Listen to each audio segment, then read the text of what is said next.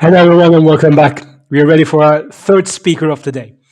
We will be hearing from Jet Weevers, the managing director of Crowd in the Netherlands, and she's going to be talking to us about expanding your business in Europe. Jet, can you hear me? Yes, I can hear you very well. Thank you so much. How are you doing? Very good. Very well. How are you doing? I'm all right. Great to have you here. So, without further ado, I'll leave you to your speech. Then I'll ask you some questions. Perfect. Thank you so much. Fantastic. Well, good afternoon, evening, morning, wherever you're coming in from. Nice to meet you all. I've got a small presentation. I'm just going to share my screen. So let's see if that all works as it should.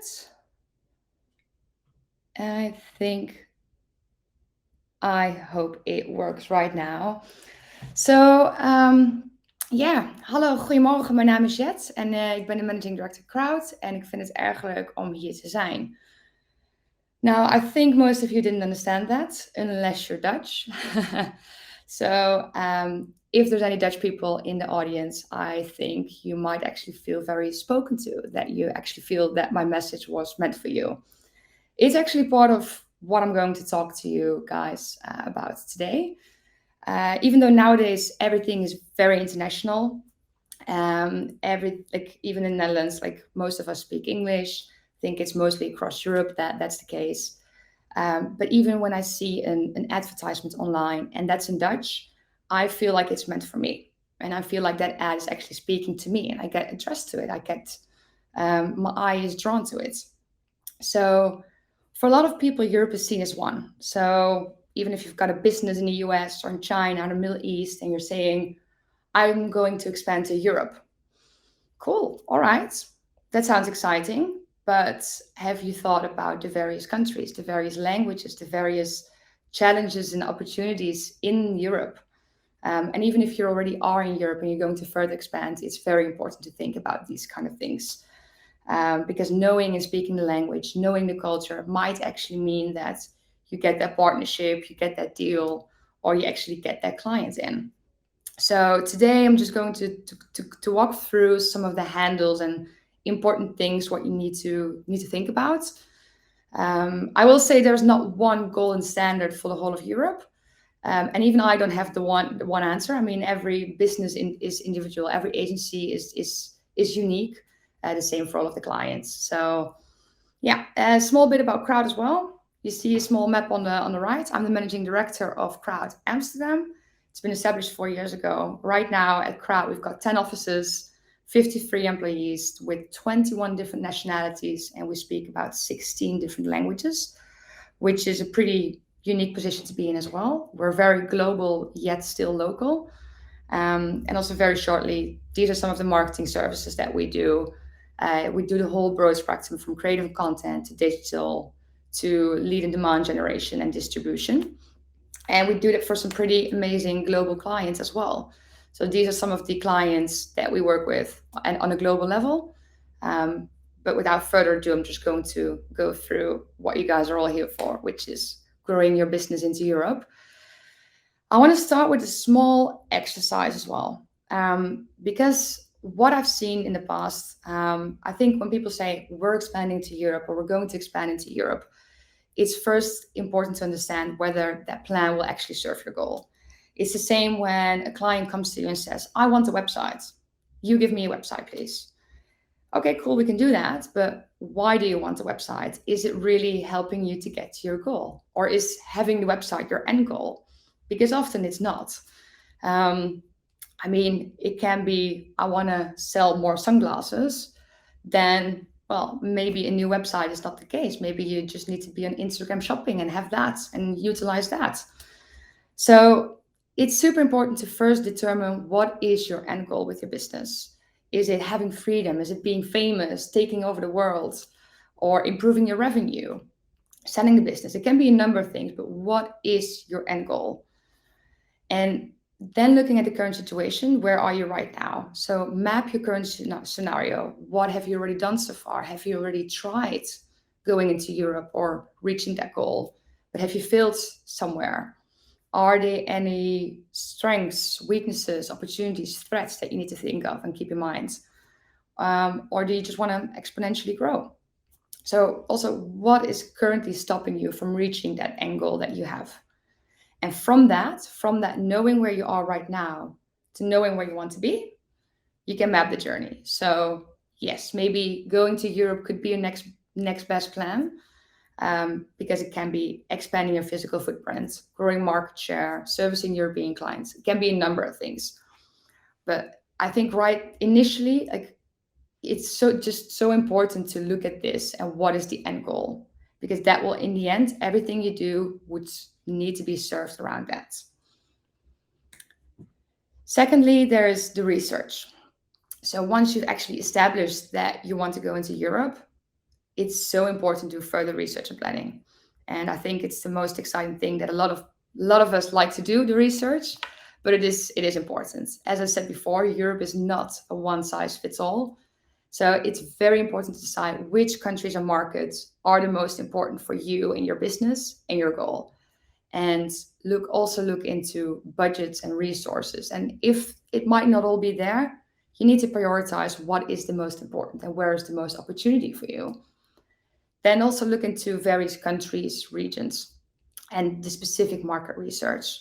So, can you actually put your product or service on the market? For example, we've got a client in the US that sells scooters. Yeah, it's actually steps, like electrical steps for kids. And they wanted to go to Europe. But what initially they kind of didn't think about was that in some of these markets that they want to go into, the product might not sell because it's literally not allowed by the government.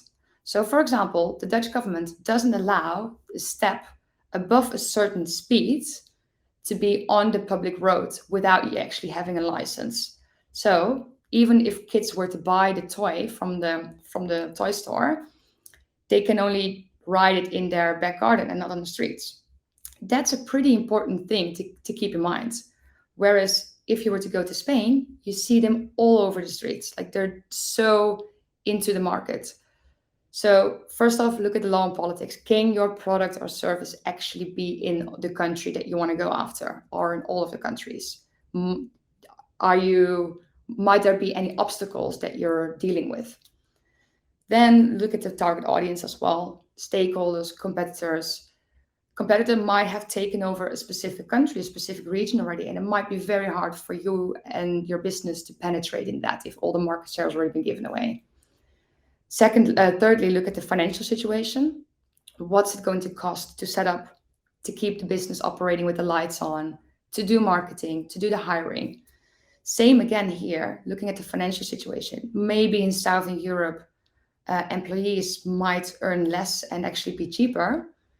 It could also mean that your product or service will be sold for less as well, because the countries in general are completely different from the northern part of Europe. And lastly, which I think is a very, very important thing as well, is the cultural bit. So there's the language, the culture, and the communication. And obviously, speaking the language that you want to go into is going to help you, but also look into the culture and the communication.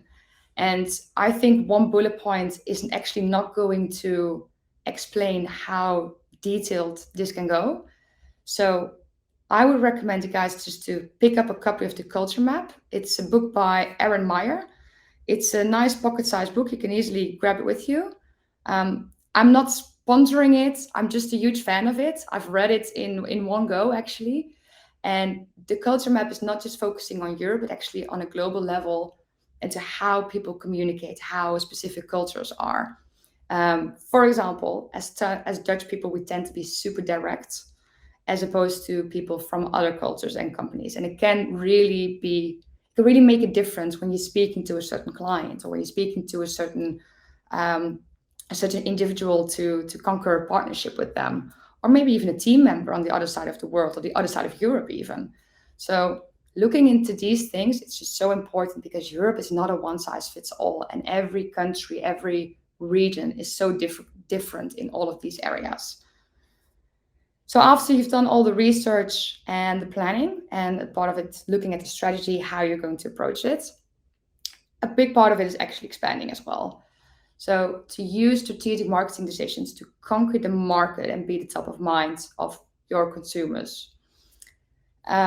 One area you can look into is the registration and virtual office. It's sometimes overlooked how important this can be. So, what I'm saying by this is oftentimes you don't need a specific office in a country. You can also go for virtual office. Or maybe you want your team to be distributed over Europe, or maybe you want to focus on one country and have specific virtual offices across the rest of Europe. It can be part of your strategy, so really look into that as well. And then obviously the marketing. So looking into website design development, SEO, social media strategy, it's just so important to kind of look into this from a localized perspective. If your focus is going to be Europe in general, you might consider making your website multilingual and focus on trans creation. Apart from trans creation and actual translations, also look into if your product can be talked about in that country in the same way. So, for example, an Arabic country is completely different from a European country. But even within Europe, there's differences in how you should address certain products or services. So that is important to look into. So not just translations, also look at transcreation, how to address and give that message to your target audience. Then obviously SEO. As a Dutch person, even though I'm pretty international and I work in a global company, I'm literally the only Dutch person in the whole team. If I go into Google to search for something, I type in Dutch. It's just how my mind is wired. So having SEO into localized languages and focusing on that strategy can be really important. So SEO is the search engine optimization, how you're found in Google and what people look for to kind of like find your business.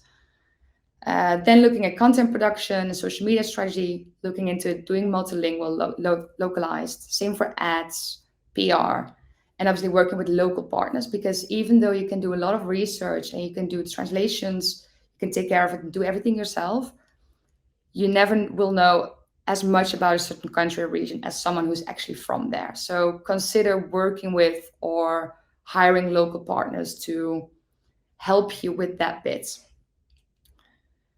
Then I will say, even if you're not successful in one market, don't let it stop you. It doesn't mean you cannot be successful in the rest of Europe.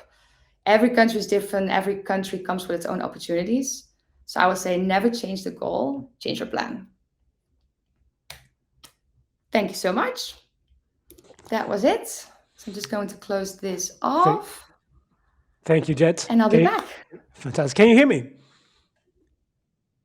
I can hear you. Cool, Yes. fantastic. So, as a proper Dutch person, you have your bike behind you. We can see that. And Yes, I'm not quite sure whether you can see it indeed, but yeah, it's my proud bike. fantastic. So, I have a few questions for you, Jet. You Yes. really emphasize that we should not broad brush Europe into being just one big market. Although it is a united market with the EU, most of it is, or the EAA, a bit further than that. You can actually move goods and services around. You cannot still address it as just one market. That's the essence of what you were telling us. And one aspect would be uh, need for a multilinguistic approach. One aspect would be a multicultural approach that will be needed to take. But I have like a stranger, let's say, waking up moment whilst I was listening to you, because the UK is no longer part of that market, and the UK, through the use of the English language, has potentially been the lending, let's say, pad for most clients of yours wanting to address Europe from outside because they can start with English. Now, did you notice anything changing in the past year or so with the leaving of UK? Do you get clients trying to enter Europe through a different language, or even if with English, a different place? Yeah, no, definitely. Very, very good question, actually. It's a very interesting thing. And it's actually also part of the reason why the Crowd Amsterdam office was established 4 years ago. Because obviously the Brexit is something that's been on the roadmap or the timeline, at least a discussion point for already such a long time. We had a lot of UK clients, but also a lot of Europe clients. But for us, it was important to kind of like cover that market as well. So even us as crowds, we went from just the UK office to now also having Amsterdam and Madrid to kind of like cover that market a little bit better. And we've seen it in clients as well. We've seen clients coming to even like physically going away from the UK to Europe. And actually, Amsterdam is now part of that landing pad because it's still very close to the UK. It's just a 1 hour time difference. And it's a very international market. If you look at Amsterdam, for example, compared to Italy or Spain, we're very international focused, and most of us actually speak the language as well. So yeah, we actually see businesses coming to the Netherlands um, and speaking the language and trying to, well, yeah, go into Europe through that door now instead of doing it through London, for example. Hmm. But it's yeah, it's a very interesting change. And I mean, I will say like not for like having a multilingual and multicultural approach is not the focus. I should not be the focus for every company, Hmm. because not every company that is focused on going for the whole wider Europe. Hmm. It's as I said, like it's not a there's not one golden rule to kind of like go for whether you need to go through the Netherlands, through the UK, through Italy, through Spain, or focus in general just having a presence. It's really depending obviously on what the goal is for the company. Hmm. Is the goal to actually be physically present in each country or not?